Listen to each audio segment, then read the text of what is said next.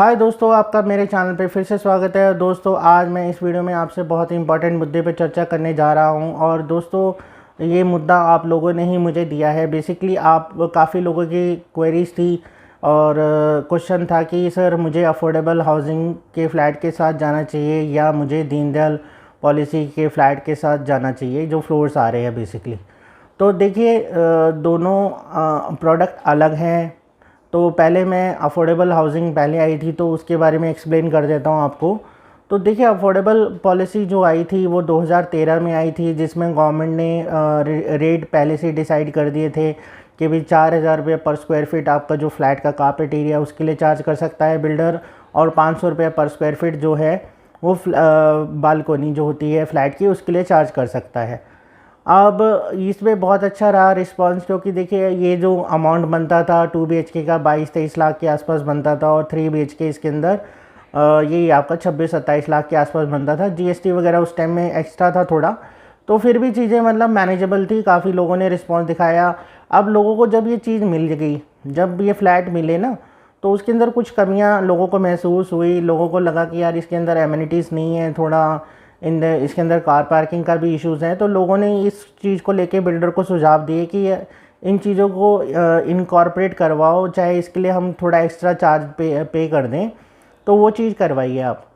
तो देखिए, धीरे धीरे चेंजेस भी आपने देखे। अब जो आ रहे हैं प्रोजेक्ट आपने उसमें देखा होगा, आपको कार पार्किंग भी मिल रही है, और क्लब हाउसेस वगैरह जो भी फैसिलिटी जो जैसे आपको लग्जरी में मिलती है, तो वो सारी फैसिलिटी अब आपको अफोर्डेबल में भी देखने को मिल रही है। अब ये तो रही अफोर्डेबल की बातें, ठीक है ना। अब आ जाते हैं दीनदयाल के ऊपर। अब दीनदयाल पॉलिसी 2016 में लॉन्च हुई, ठीक है। ये लो पोटेंशियल टाउन के लिए थी ये पॉलिसी। पहले यहाँ पे गुड़गांव में नहीं एप्लीकेबल थी ये, गुड़गांव में अभी रिसेंटली आई है ये। तो इसके अंदर बेसिकली क्या कॉन्सेप्ट था कि प्लॉट्स दिए जाएंगे। इनिशियली प्लॉट्स काटे जा रहे थे, कि जो कि एक इसमें ये चेंजेस कर दिए गए थे कि जैसे पहले हरियाणा में ये रूल था कि भाई 180 गज से ही रजिस्ट्री स्टार्ट होती है, मतलब इंडिविजुअल फ्लोर की रजिस्ट्री करानी हो तो 180 गज के प्लॉट ही मिनिमम साइज़ आपको लेना पड़ेगा। तो जो कि एक आम आदमी की जेब से बाहर था, और अगर कोई अपना प्लॉट लेके मकान बनाना चाहता था तो उसकी जेब से ये चीज़ें बाहर थी। तो इसलिए फिर गवर्नमेंट ने इसके अंदर चेंजेस करे और इसमें आपको मिनिमम साइजेस मतलब कर दिए। इवन तो मेरे ख्याल से लास्ट जो छोटा साइज़ है 72 गज से स्टार्ट हो गई। इसके अंदर आप इंडिविजुअल फ्लोर की रजिस्ट्री करा सकते हो, कि जिससे देखिए लोकल कॉलोनीज़ को बढ़ावा ना मिले और एक सिस्टमेटिकली वे से लोग रहें। क्योंकि देखिए ये इसको जो भी बिल्डर्स इसके अंदर प्राइवेट, ये भी गवर्नमेंट और प्राइवेट उसकी पार्टनरशिप में बन रहे थे, तो इन पे गवर्नमेंट ने ये चीज़ तो करी कि हाँ आपको लाइट, पानी, सीवर, बिजली ये सारी सुविधा करके देनी पड़ेगी।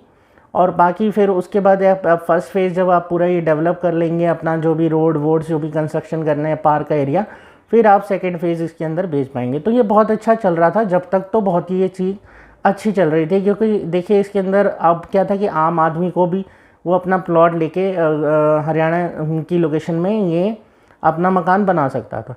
अब समहाउ जैसे भी, ये मुझे नहीं पता कि इसके पीछे की क्या कहानी है, ये कैसे ना कैसे करके गुड़गांव जैसे एरिया में भी ये पॉलिसी इम्प्लीमेंट कराई गई, दीनदयाल पॉलिसी।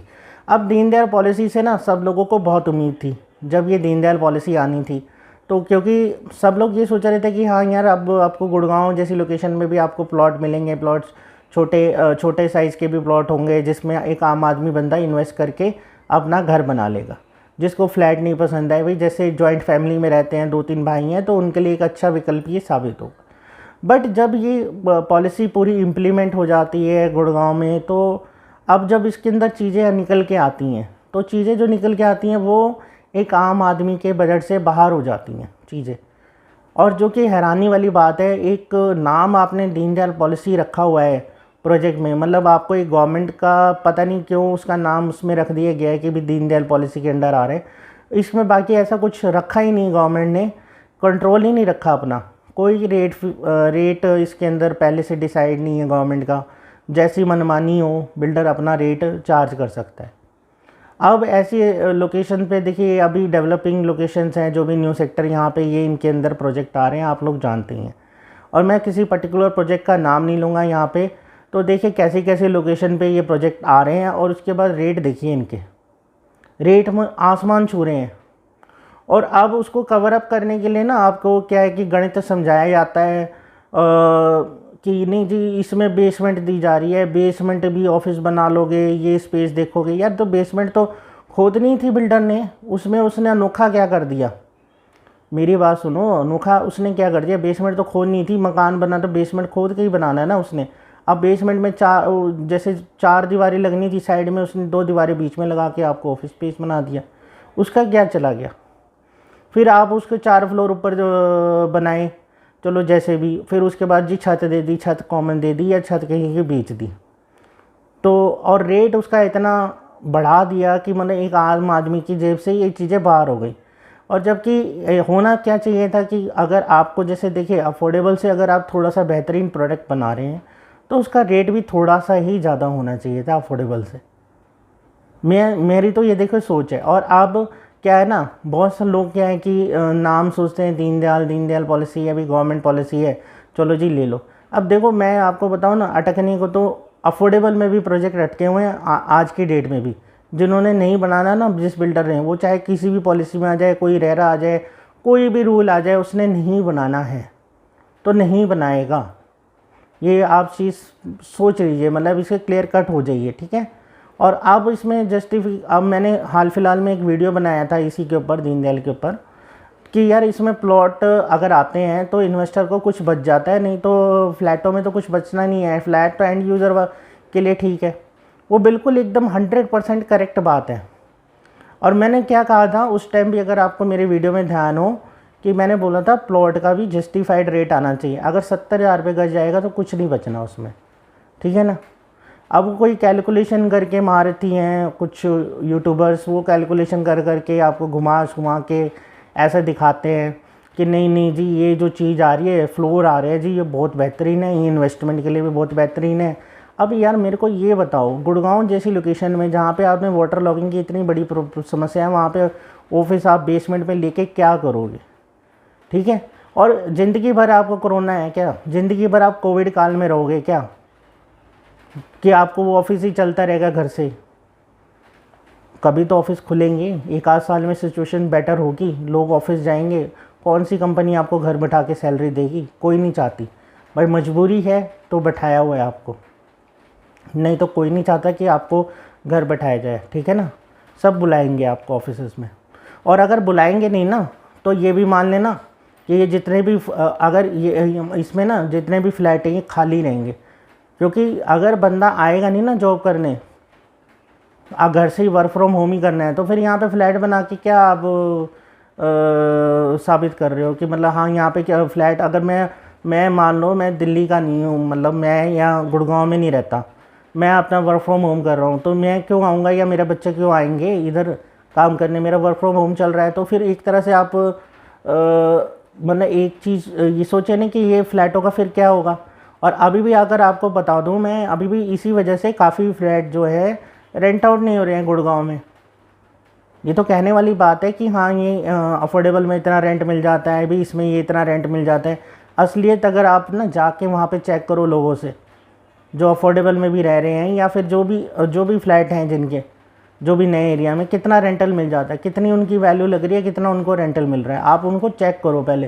किसी की बातों पे ना ब्लाइंडली मत जाया करो, कोई आपसे हरियाणवी भाई बन के आपको ठग ले, ऐसे ऐसे लोग मिलेंगे आपको। क्योंकि ना देखो एक बंदा है, एक बंदे ने, मैं अब एक बंदे का नाम मैं नहीं लूँगा, आप समझ जाओगे मैं जिसके बारे में बात कर रहा हूँ। मैंने उसका चैनल देखना स्टार्ट तो मैंने देखा यार ये बंदा बड़ा सही बोल रहा है। उसने दीनदयाल के ऊपर इतना मतलब सही बताया था ना आपको कि यार ये दीनदयाल अच्छी नहीं है पॉलिसी, इसके ऊपर रेट कैपिंग रखनी चाहिए, गवर्नमेंट को ज़रूर रखनी चाहिए। मैं तो कहता हूँ आप लोग अगर रिस्पॉन्ड नहीं दिखाओगे ना तो ये हो जाएगा। मैं कह रहा हूँ अगर आप एक आम आदमी ना इतनी शक्ति रखता है, अगर वो उसका रिस्पॉन्ड करना बंद कर दो आप दीनदयाल के अंदर कि नहीं यार ये इतनी महंगी चीज़ है, नहीं लेनी मेरे को, नहीं पारा खाता मेरे को भाई, नहीं, और मेरे को नहीं समझ आता, तो आप, मैं कह रहा हूँ ये इसके रेट नीचे ना आ जाए ना तो मेरा नाम बदल देना, ठीक है ना। आपको बस यही है कि पहले तो उस बंदे ने आपको साथ में जोड़ा, आपको अच्छी अच्छी बातें बताई ये वो, फिर आपके साथ में बाद में वही चीज़ों को वही जस्टिफाइड करने लगे कि नहीं नहीं ये ले लो हमसे, ये चीज़ बेहतरीन है। यार जिस प्रोडक्ट को तुम 6 महीने पहले बुरा बता चुके हो, तुम आज उस प्रोडक्ट की तरफदारी कर रहे हो। हद होती है, मैं कह रहा हूँ बिल्कुल हद होती है। आप एक बंदे के बंदे काटे आपने, वो बंदा क्लियर मार्केटिंग कर रहा है, ठीक है ना, वो बंदा क्लियर मार्केटिंग कर रहा है, वो ठीक है अपनी जगह, मैं कहता हूँ वो बिल्कुल 100% सही है। आप लोगों की भावनाओं से खेल के मार्केटिंग कर रहे हो। आप कह रहे हो कि नहीं जी फ्लैट सही है जी, प्लॉट सही नहीं है। यार ये कौन किसका लॉजिक है? ज़मीन हमेशा ही सही रहती है। आप इसमें कोई देखो, मैं कोई ज़्यादा ना आपको कोई इसमें एक्सपर्ट की बात नहीं कह रहा मैं, आप ना कहीं भी उठा के एग्जांपल देख लेना। ज़मीन अगर आपकी रजिस्टर्ड प्रॉपर जगह पे है तो वो हमेशा ही फ़ायदा देगी आपको प्लॉट से। और अगर ये नहीं होता ना, तो अगर ज़मीन ऐसा नहीं होता तो आप ये फ्लैट थोड़ी देखते। आज बिल्डर जो बना रहे हैं ये फ्लैट बना के बेच रहे हैं आपको, उन्होंने कभी ज़मीन ही ली होगी ना, ज़मीन लेके उस पर फ्लैट बना के आपको बेचे जा रहे हैं। और मैं बताऊं देखो इनकी कंस्ट्रक्शन ये क्या है कि हाँ ये बात सही है कि आप इनमें लेते हो भी आपको कंस्ट्रक्शन थोड़ी महंगी पड़ेगी इन बिल्डरों से, क्योंकि ये एकड़ों में ज़मीन खरीदते हैं, इनको तो कौड़ियों के भाव एक तरह से ज़मीन ली हुई है इन्होंने। और कंस्ट्रक्शन भी कॉस्ट इनकी कुछ नहीं आती, क्योंकि ये बहुत लॉट में मटेरियल उठाते हैं। तो इतना जब आप सब कर रहे हो, इतना तो मतलब कुछ तो एक एंड यूज़र के लिए कुछ तो एक स्कोप छोड़ दो, या इन्वेस्टर के लिए भी कुछ स्कोप छोड़ दो। इतने रेट क्यों लेके आने हैं उस चीज़ के? और आप फिर उस पर रिस्पॉन्स भी दिखा रहे हो भाई, मेरी इंटरेस्ट दिखा देते हो। मतलब कोई इंटरेस्ट फॉर्म निकालता है, फटाफट उस पर इंटरेस्ट भेज देते हो खटाखट, और जी मेरी बुकिंग कर दो, मेरी बुकिंग। जैसे कि ये लास्ट प्रोजेक्ट है, इसके बाद तो कुछ आना ही नहीं है। मैं आप लोगों को बता चुका हूँ कि इसमें लाइन लगी हुई प्रोजेक्ट होगी, क्योंकि हर किसी को दिख रहा है कि प्रॉफिट दिख रहा है इसमें, इसके अंदर ना हर बिल्डर को प्रॉफिट दिख रहा है, इसलिए आ रहा है। लग्जरी बिकता नहीं, लग्जरी साल लग जाते हैं, सालों साल लग जाते हैं। शोभा सिटी मैं देख रहा हूँ आज से, मतलब मैं मेरे को कम से कम हो गए 7-8 साल मैं देखते हुए, आज तक बिक ही रहे हैं। वो चिंतल बिक रहा है, वहाँ पे बाहर बैठे हुए हैं लड़के ना बैनर लगा के कि फ्लैट ले लो जी, फ्लैट ले लो, बिक ही रहे हैं वो। तो इसलिए अब इसमें आगे कूद के कि यार चलो मिड सेगमेंट में आ रहे हैं बिल्डर, तो सोच रहे कि हाँ इसमें कमा लेंगे, और आप लोग फंसे जा रहे हो। आप एंड प्रोडक्ट देख नहीं रहे, एंड प्रोडक्ट निकल के क्या आ रहा है। पहले एंड प्रोडक्ट देखो तो सही कि क्या निकल के आ रहा है। आपको बोला जा रहा है कि यार आप प्लॉट लेके बनाओगे, वहाँ पे तो कंस्ट्रक्शन चलती रहेगी, तो यार इसमें भी तो कंस्ट्रक्शन चलती रहेगी। 7 साल का टाइम होता है एक दीनदयाल प्रोजेक्ट का, 7 साल होता है एज़ पर द लाइसेंस, तो 7 साल तो मिनिमम चलती रहेगी। उनमें भी कंस्ट्रक्शन फर्स्ट फेज़ बन जाएगा, बिल्डर बना के दिखा देगा। सेकंड, क्योंकि उसको सेकंड के लिए भी फंसाने हैं लोग। फर्स्ट फेज़ हो सकता है जल्दी बना के दिखा दे, बट सेकंड के लिए भी तो फंसाने हैं लोग, तो वो तो चलता ही रहेगा आपको। और सेकंड फेज़ इतनी जल्दी बिकेगा नहीं, तब तक कोई और प्रोजेक्ट आ चुके होंगे, क्योंकि जब तक बिल्डर का सेकंड फेज़ आएगा 2 साल बाद, तो और भी 2-3 प्रोजेक्ट आ चुके होंगे जहाँ पे लोग फर्स्ट फेज़ में डालेंगे या उसके सेकंड फेज़ में डालेंगे।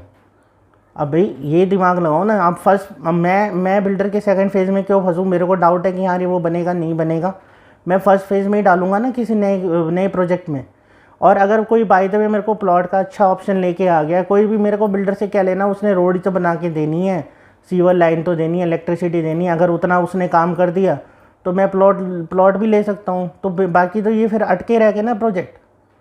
और नहीं अटके रहे तो आप देख लो जहाँ पे इन बिल्डरों के प्रोजेक्ट पहले बन रहे हैं, वहाँ पे आप चेक करो ना एक बार, ये असलियत तो चेक करो पहले जाके कि है क्या।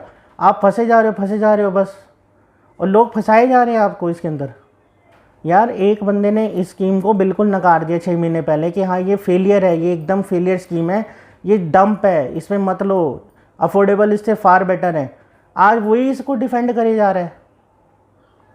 आप समझो ना ये क्या है, उसके पीछे क्या क्या लॉजिक है। या तो कोई लॉजिक दो, कोई एक ऐसा लॉजिक दो कि हाँ यार सॉलिड लॉजिक हो कि हाँ यार नहीं। आप हरियाणा बोल के लोगों को फंसाए जा रहे हो, बहुत गलत है ये बात, मैं सही बता रहा हूँ आपको। इसलिए मैं ये कहूँगा कि दीनदयाल के प्रोजेक्ट को नो करोगे तभी इसका रेट सही निकल के आएगा। आप ना करना बोलिए, आप बोलिए कि नहीं मुझे इस रेट पे वारा नहीं खाता भाई, मेरे यहाँ पे ये रेट चल रहा है, मेरे को नहीं चाहिए, अपने आप रेट ठीक हो जाएंगे, ठीक है ना। तो बस यही आपको संदेश देना था। आपको जो चीज़ समझानी थी इस वीडियो के माध्यम से मैंने समझा दी है। बाकी आप लोगों का अपना दिमाग है, आप लोगों की अपनी कॉल है, आपको जैसा सही लगे आप कर सकते हैं। तो दोस्तों चलिए, अब ये जो संदेश था मैंने दे दिया आप लोगों को। तो अब जल्द मिलते हैं आपको एक नए वीडियो के साथ, एक नए टॉपिक के साथ। तब तक दोस्तों bye bye and take care.